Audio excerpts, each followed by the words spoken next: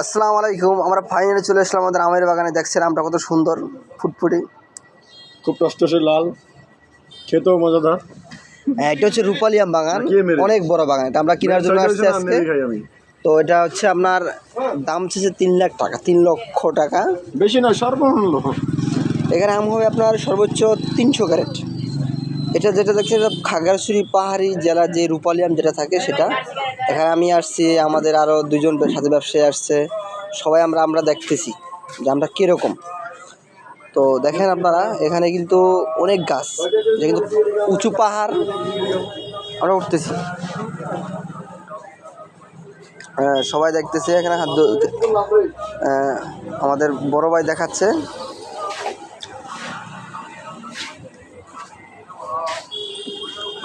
আমি একটা পাকনা পেয়েছিলাম, বাহ বাবা কি লাল, অসাধারণ আম, খেতেও খুব মিষ্টি, সেই স্বাদ। এত স্বাদ কে?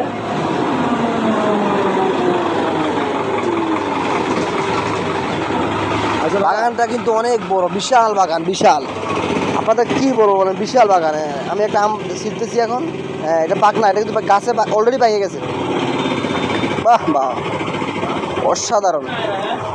বাগানটা যে এত বড়, যদি আপনারা না দেখতেন তাহলে বিশ্বাসই করতে পারবেন না। এটা কি কথা?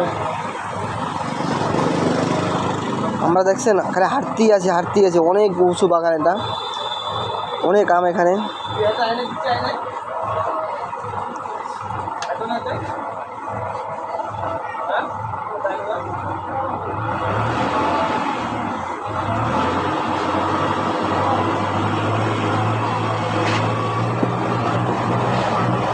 আমরা কিন্তু পাহাড়ের উপরে আছি, নিচে যেটা দেখতেছেন সেটা কিন্তু এখানে দুই পাশে কিন্তু ঘন জঙ্গল আর নিচু জায়গা। আমরা পাহাড়ের মাঝখান দিয়ে হাঁটে যাচ্ছি। আমার বড় ভাই খুব ক্লান্ত উঠতে উঠতে, উনি চেষ্টা করতেছেন সঠিকভাবে হাঁটার জন্য, কিন্তু হাঁটতে পারতেছে না। উনি 2 হাতে 2টা আমও নিয়েছে আবার, দেখছেন? দেখেন, এটা বিশাল বড় বাগান।